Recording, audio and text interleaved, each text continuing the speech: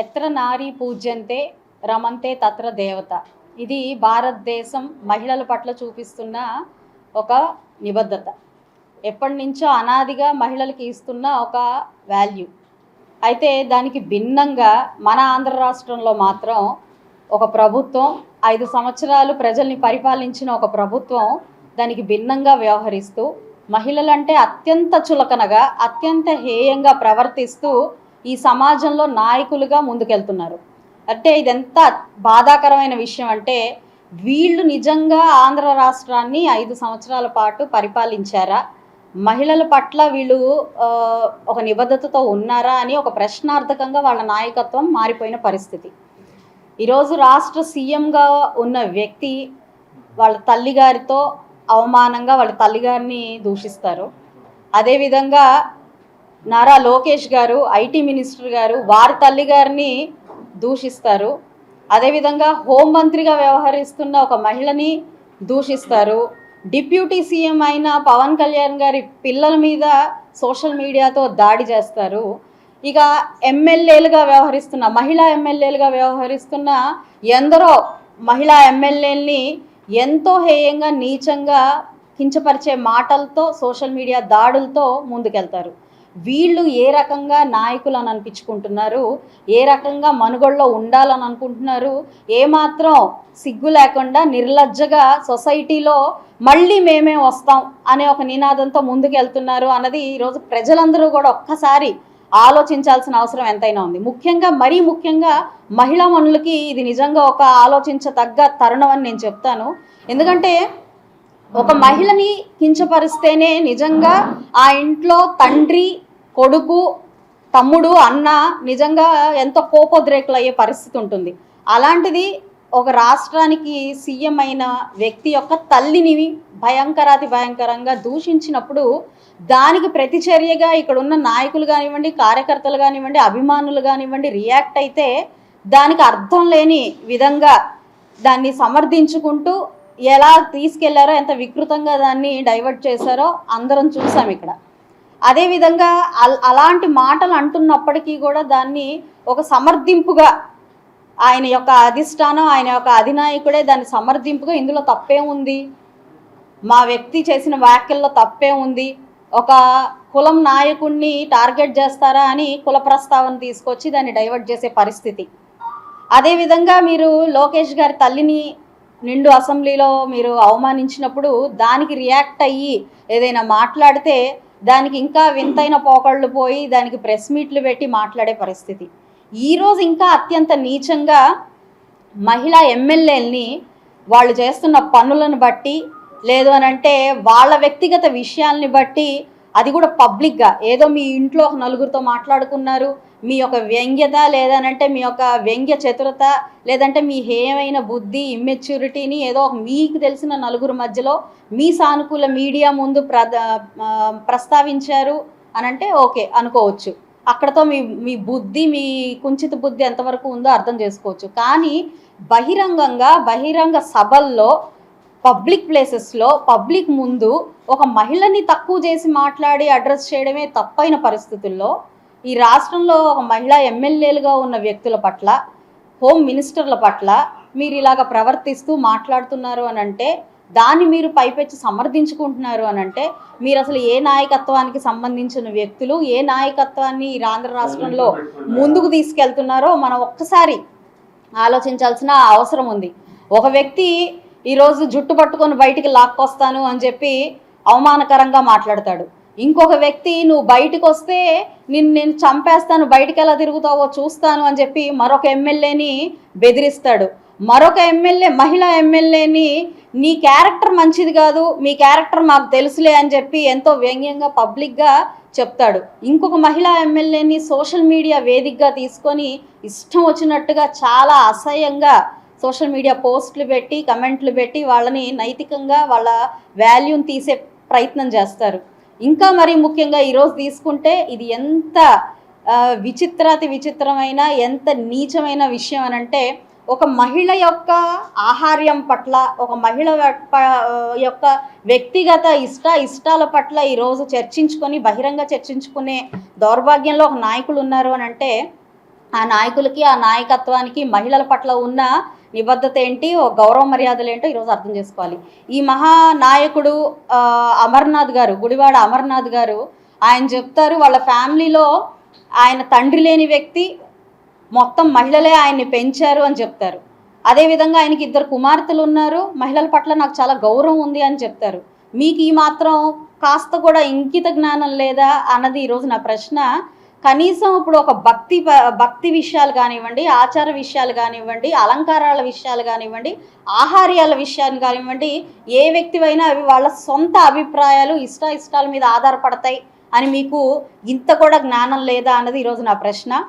వాటిని మీరు పబ్లిక్గా దాన్నే పెద్ద విషయంగా ఈరోజు చర్చిస్తున్నారు అని అంటే మీరు ఆలోచన విధానము, మీ యొక్క మెచ్యూరిటీ లెవెల్ ఎక్కడ ఉంది అన్నది ఒకసారి మీరు క్వశ్చన్ చేసుకోవాలి. ఇలాగ మీరు చర్చించి పబ్లిక్గా వ్యంగ్యంగా మాట్లాడి మళ్ళీ దాన్ని సమర్థించుకునే విధంగా మీరు ఉన్నారు అని అంటే మీరు నిజంగా నాయకులా?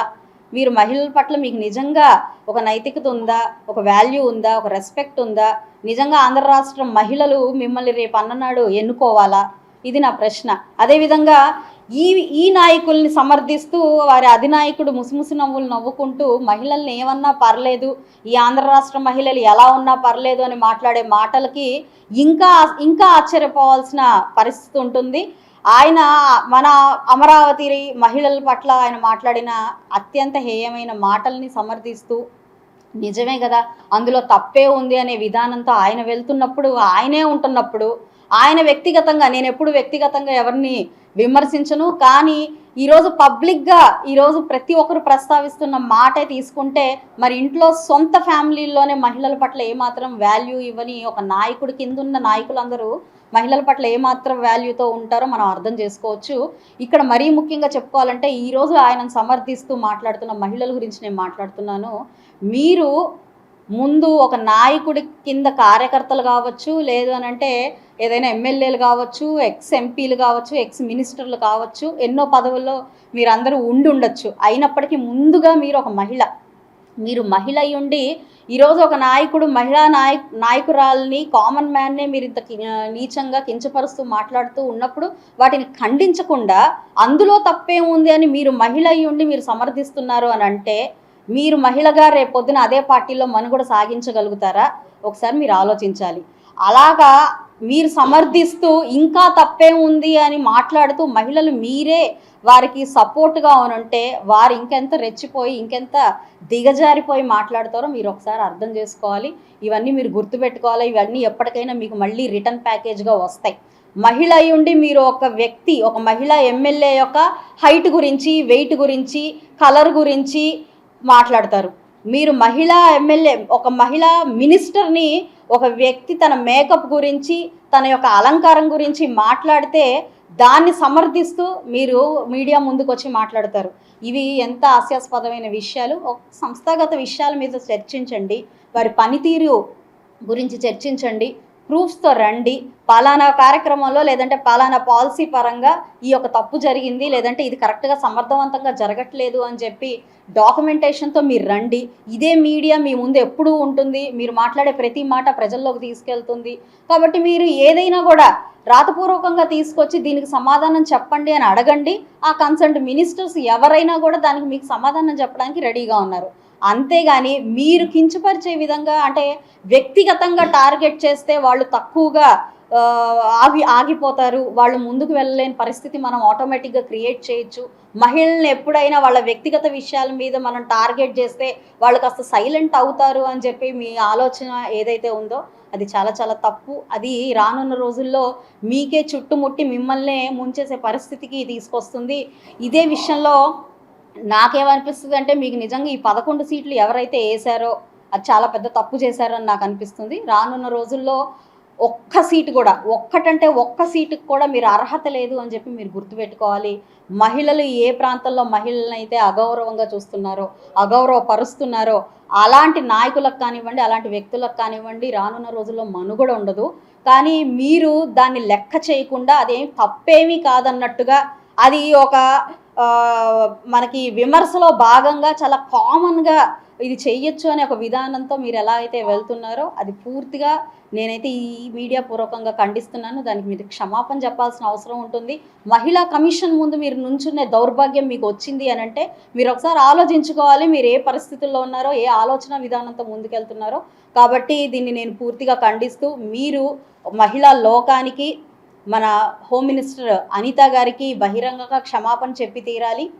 ఏ వ్యక్తి గురించి వ్యక్తిగత విషయాలు మీరు ప్రస్తావించడానికి వీలేదు. ఈరోజు భక్తిపూర్వకంగా మేము మా ఆచార వ్యవహారాలు కావచ్చు, మా భక్తి ఆలోచనలు కావచ్చు, ఏదైనా ఈరోజు తిరుమల తిరుపతి దేవస్థానానికి వెళ్ళి తలనీలాలు ఇస్తే దాన్ని కూడా మీరు దాన్ని ఒక వ్యంగ్యంగా, దాన్ని ఒక హాస్యాస్పదంగా మీ సోషల్ మీడియాలో ముందుకు తీసుకెళ్తున్నారంటే ఒక వ్యక్తి ఎలా కనిపిస్తాడు అన్న దాని మీదే మీ కాన్సన్ట్రేషన్ తప్ప ఏం పని చేస్తున్నాడు, ఎలా పని చేస్తున్నాడు అనే దాని మీద మీ కాన్సన్ట్రేషన్ లేదు అన్నది మాత్రం చాలా స్పష్టంగా అర్థమవుతుంది. ఇలాంటి వ్యక్తిత్వము, ఇలాంటి ఆలోచన తత్పరత ఉన్న వ్యక్తులు నిజంగా రాష్ట్రానికి నాయకులుగా మాత్రం పనికిరారు. నన్ను అడిగితే సమాజంలో గౌరవప్రదమైన మామూలు వ్యక్తులుగా కూడా మీరు మనుగడ సాగించడానికి అర్హత లేదు, కోల్పోయారు అని చెప్పి మీరు అర్థం చేసుకోవాలి. మరీ ముఖ్యంగా నేను ప్రజలందరికీ విజ్ఞప్తి చేస్తున్నాను, ఇలాంటి నాయకులు మనకు అవసరమా? ఒక మహిళని ఎంతో నీచంగా దిగజారిపోయే విధంగా మాట్లాడుతున్న నాయకులు అనిపించుకుంటున్న వ్యక్తులు మనకు నిజంగా అవసరమా? సోషల్ మీడియానే వేదికగా తీసుకొని సోషల్ మీడియా రౌడీయిజం చేస్తున్న ఇలాంటి నాయకులు మనకు నిజంగా అవసరమా? ఒకసారి మనం ఆలోచించుకోవాలి. రానున్న రోజుల్లో ఇలాంటి నాయకత్వానికి ఏమాత్రం మనం ఆసరాగా నుంచున్నా, ఏమాత్రం ఇంకొక ఛాన్స్ కనుక ఇచ్చినా చాలా చాలా విపత్కరమైన పరిస్థితుల్లో మనం పడిపోవాల్సిన అవసరం ఉంటుంది. కాబట్టి ఒక్కసారి ప్రజలందరూ కూడా దీన్ని ఆలోచించాలి. మరీ ముఖ్యంగా మా మహిళా మనుల గురించి నేను ఎంతో ఆవేదన చెందుతున్నాను. మహిళలందరూ కూడా ఒక్కసారి పార్టీకి సంబంధం లేదు, ఇది స్త్రీత్వానికి, స్త్రీని కించపరుస్తున్న ఒక విధానం. అలాంటి నాయకత్వం మన రాష్ట్రంలో ప్రతిపక్షంగా కాదు, అసలు ఒక నాయకుడు అనిపించుకోవడానికి కూడా అర్హత లేకుండా మనందరం నడుం బిగించాల్సిందిగా నేను మీ అందరినీ పిలుపునిస్తున్నాను. కాబట్టి ప్రతి ఒక్కరు దీన్ని సహృదయంతో అర్థం చేసుకొని దీన్ని ఖండించాలని, మన అనిత గారికి అందరూ మద్దతు తెలపాలి అని చెప్పి ఈ మీడియా పూర్వకంగా ప్రతి ఒక్కరిని నేను విజ్ఞప్తిస్తున్నాను.